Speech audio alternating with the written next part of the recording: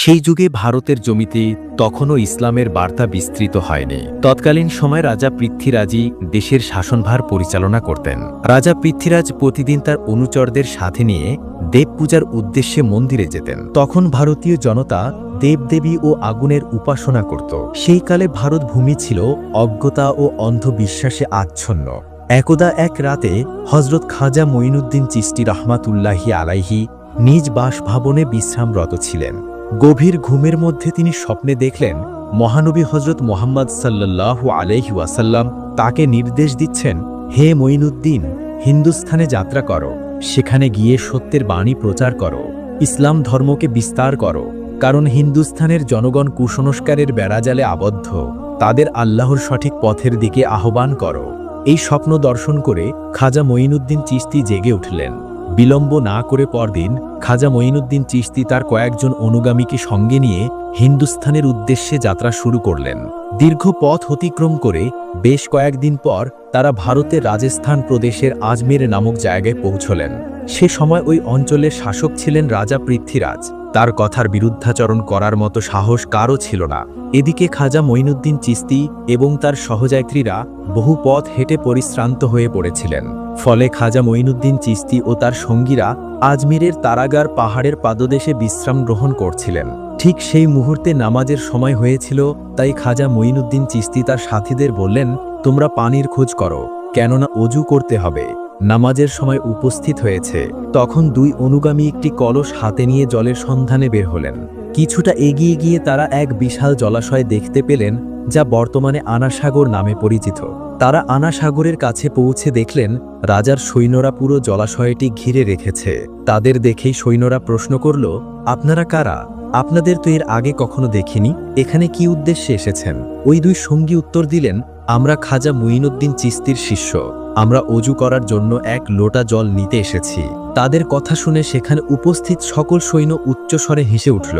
তারা বলল, আপনারা কি রাজা পৃথ্বীরাজের নাম শুনেননি? তার আদেশ অমান্য করলে কঠোর শাস্তি পেতে হবে। এই সাগর থেকে জল নেওয়া তো দূরের কথা, এতে হাত দেওয়াও নিষিদ্ধ, কারণ তাহলে এই জল অপবিত্র হয়ে যাবে। এই কথা বলে তারা ওই দুইজনকে সেখান থেকে তাড়িয়ে দিল। দুই অনুগামী হতাশ মন নিয়ে খাজা মঈনুদ্দিন চিশতির কাছে ফিরে এলেন। তখন খাজা মঈনুদ্দিন চিশতি জিজ্ঞেস করলেন, তোমাদের কি হয়েছে? তোমরা কি জলের সন্ধান পাওনি? ওই দুইজন তখন বলল, হুজুর, জল তো পেয়েছি, কিন্তু আমাদের নিতে দেওয়া হয়নি, আমাদের তাড়িয়ে দেওয়া হয়েছে। তারা বলেছে রাজা পৃথ্বীরাজ এই জল কাউকে নেওয়ার অনুমতি দেন না, তার নির্দেশ অমান্য করলে কঠিন দণ্ড ভোগ করতে হবে। তাদের বিস্তারিত বিবরণ শুনে খাজা মঈনুদ্দিন চিশতি আল্লাহর কাছে প্রার্থনা করলেন। এরপর তিনি তাদের নির্দেশ দিলেন, তোমরা আনা সাগরের সামনে গিয়ে বলবে খাজা মঈনুদ্দিন চিশতি আমাকে পাঠিয়েছেন। অতপর দুইজন সঙ্গী পুনরায় অজুর জল আনতে যাত্রা করল। তারা যখন সাগরের কাছে পৌঁছল, সৈন্যরা তাদের দেখে জিজ্ঞাসা করল, কি ব্যাপার, তোমরা আবার এখানে কেন এসেছো? তারা জবাব দিল, অজু পানি নিতে এসেছি। সৈন্যরা বলল, বলছি তো জল দেওয়া যাবে না, রাজা পৃথ্বীরাজ শুনলে হয়তো এতক্ষণে তোমাদের প্রাণ চলে যেত, আমরা কোনো মতেই জল দেব না। তখন তারা উত্তর দিল, আমরা তোমাদের কাছে জল চাইছি না, আমরা এই আনাসাগরের কাছেই জল চাইতে এসেছি। এই কথা শুনে সেখানে উপস্থিত সকল সৈন্য আবারও উচ্চস্বরে হেসে উঠল। ঠিক ওই সময় তারা আল্লাহর দরবারে দোয়া করার পর হাতে থাকা কলসটি সামনে বাড়িয়ে বলল, হে আনাসাগর, আমরা খাজা মঈনুদ্দিন চিশতি রহমাতুল্লাহি আলাইহি এর অনুসারী। খাজা মঈনুদ্দিন চিশতি আমাকে পাঠিয়েছেন, আল্লাহর হুকুমে এই লোটাটার মধ্যে চলে এসো। এই কথা বলার সাথে সাথে এক নিমেষেই সেই বিশাল আনাসাগরের জল কলসের মধ্যে এসে জমা হলো। চোখের সামনে এমন অবিশ্বাস্য অলৌকিক ঘটনা দেখে সেখানে উপস্থিত সকল সৈন্য হতবাক ও বিস্মিত হয়ে পড়ল। বিলম্ব না করে তৎক্ষণাৎ তারা কালেমা পাঠ করে ইসলাম ধর্ম গ্রহণ করল। তবে কিছু সংখ্যক ছিল কট্টর হিন্দুত্ববাদী। তাদের ধারণা হয়েছিল এটা কোনো জাদুবিদ্যার প্রভাব, তাই তারা দ্রুত রাজা পৃথ্বীরাজকে সংবাদ দিতে রাজদরবারে ছুটে গেল। রাজা পৃথ্বীরাজ তাদের দেখে বললেন, কি হয়েছে, তোমাদের মুখে এমন আতঙ্কের ছাপ কেন? তখন তারা বলল, মহারাজ, ঘোর বিপদ ঘটেছে। রাজা পৃথ্বীরাজ জানতে চাইলেন, কি ঘটেছে? তখন তারা বলল, মহারাজ, কোথা থেকে যেন এক প্রকাণ্ড জাদুকর এখানে এসেছেন, দেখলে তাদের ফকির মনে হবে, কিন্তু তারা তাদের জাদুর শক্তিতে আনা সাগরের সমস্ত জল একটি লোটার মধ্যে ভরে নিয়েছেন। এই কথা শোনা মাত্রই রাজা পৃথ্বীরাজের মাথায় যেন বজ্রপাত হলো। তিনি জীবনে বহু জাদুকর দেখেছেন, কিন্তু এমন অসামান্য জাদু শক্তি তিনি এর আগে কখনো শোনেননি। তাই তিনি স্বচক্ষে দেখার জন্য দ্রুত সেনাদলকে সঙ্গে নিয়ে আনা সাগরের দিকে যাত্রা করলেন। আনা সাগরের পাশ দিয়ে যাওয়ার সময় তিনি লক্ষ্য করলেন পুরো আনা সাগরে এক ফোঁটা জলও নেই। এদিকে আজমিরের সকল জনগণ দলে দলে খাজা মঈনুদ্দিন চিশতি রহমাতুল্লাহি আলাইহি এর দর্শন করার জন্য সেখানে ভিড় জমাতে লাগল।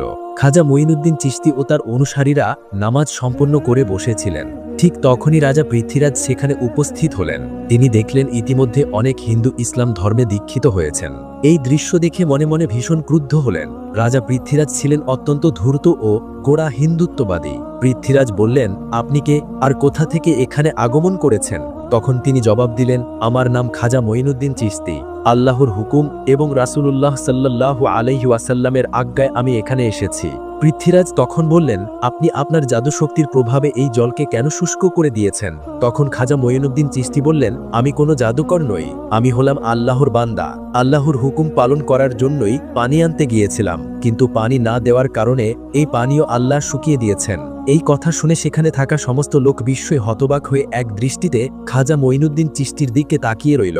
পৃথ্বীরাজ ছিলেন অত্যন্ত চতুর ও কপট। সে উপলব্ধি করল যে ইনি কোনো সাধারণ মানুষ নন। তাই সে কান্নার ভান করে জানো বেঁকে বলল, ঠিক আছে, আমাদের সকলের কষ্ট হলেও কোনো সমস্যা নেই, কিন্তু ছোট শিশু এবং নিরপরাধ সাধারণ মানুষের কথা ভেবে জলটুকু দয়া করে ফিরিয়ে দেন, এইটুকু অনুরোধ রাখুন। এই কথা শুনে খাজা মঈনুদ্দিন চিশতি ওই দুইজনকে কলসটি নিয়ে আনা সাগরের দিকে যেতে বললেন। ওই দুইজন সঙ্গী কলসটি নিয়ে আনা সাগরের কাছে গেল এবং কলসটি আনা সাগরে রাখা মাত্রই সাগর পূর্বের ন্যায় জলে পরিপূর্ণ হয়ে উঠল। এই সমস্ত ঘটনা তারা দূর থেকে প্রত্যক্ষ করছিল।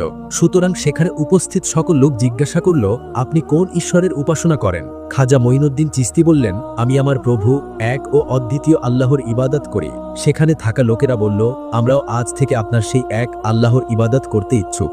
এই কথা শুনে একে একে সকলে ইসলাম ধর্ম গ্রহণের জন্য খাজা মঈনুদ্দিন চিশতি রহমাতুল্লাহি আলাইহি এর কাছে ছুটে গেল।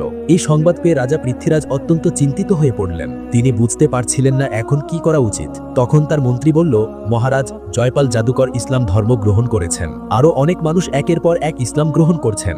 আমার মনে হয় তিনি কোনো সাধারণ ব্যক্তি নন, তার প্রচুর ক্ষমতা রয়েছে, তাকে হারানো অসম্ভব। তার কথা আমাদের মেনে নেওয়াই ভালো হবে। তখন পৃথ্বীরাজ বললেন, এত সহজে আমি পরাজয় স্বীকার করব না, সুতরাং তোমরা যাও, ওই ফকিরকে এখানে ডেকে আনো। অতপর কিছু সৈন্য এই খবর জানানোর জন্য যাত্রা করল। সেখানে উপস্থিত হয়ে তারা বলল, রাজামশাই, আপনার সাথে খুবই গুরুত্বপূর্ণ কথা বলার জন্য আপনাকে ডেকেছেন। তখন খাজা মঈনুদ্দিন চিশতি নিজেই রাজা পৃথ্বীরাজের সঙ্গে কথা বলতে যাত্রা করলেন।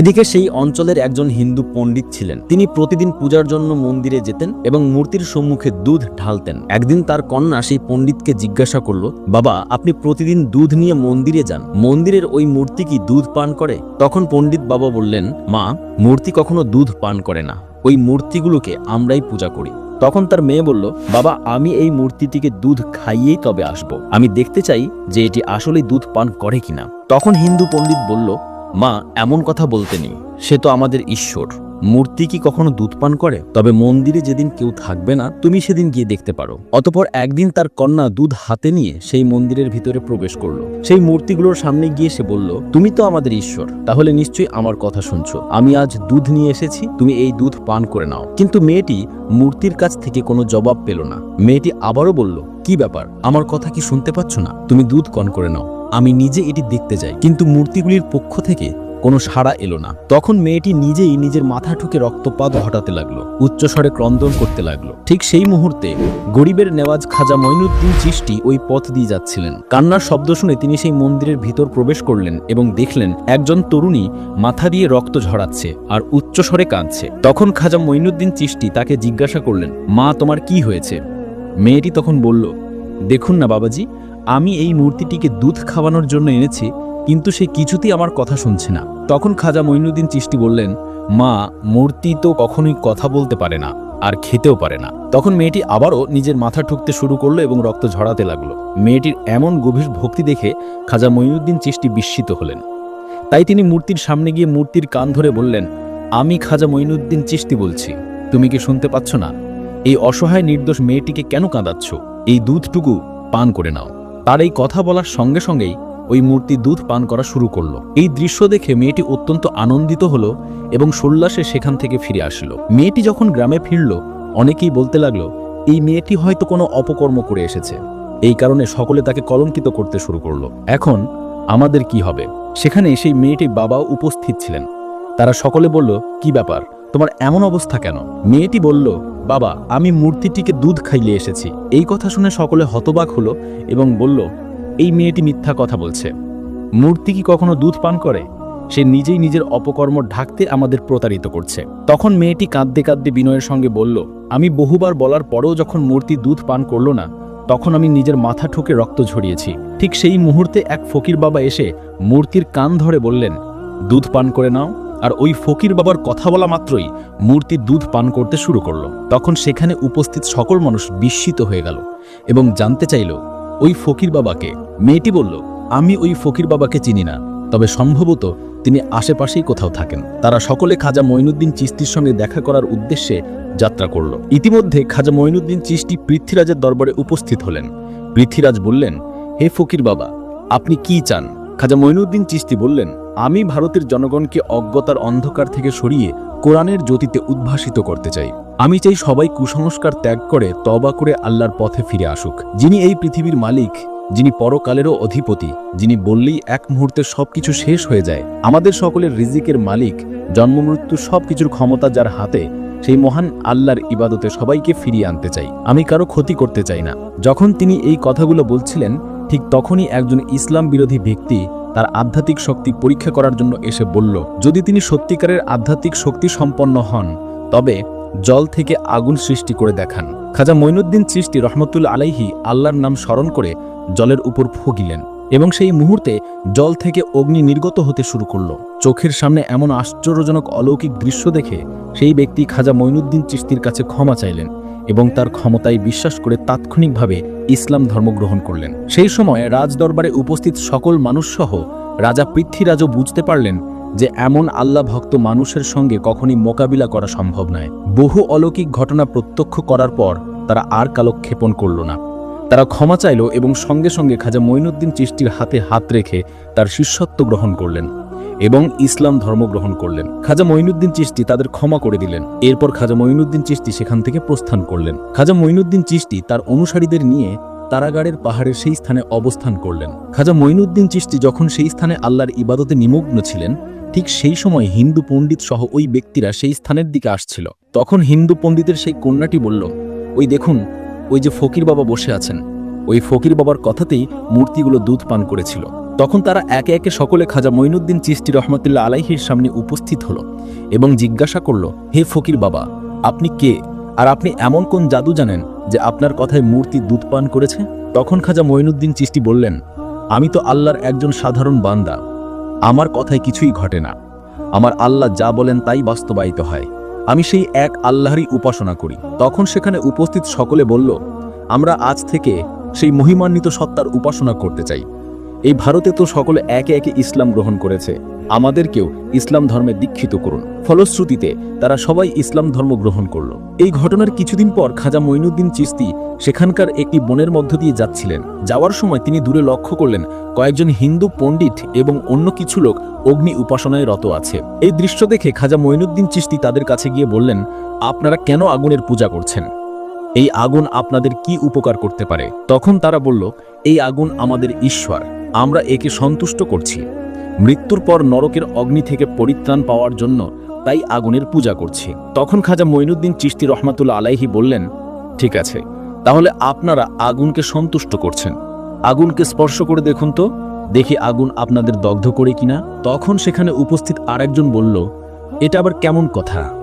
আগুনে হাত দিলে তো তা পুড়িয়ে যাবে। তখন খাজা মঈনুদ্দিন চিশতি রহমতুল্লাহ আলাইহি আগুনকে উদ্দেশ্য করে বললেন, হে আগুন, আমি আল্লাহর একজন বান্দা খাজা মঈনুদ্দিন চিশতি বলছি, আল্লাহর আদেশে তুমি শীতল হয়ে যাও।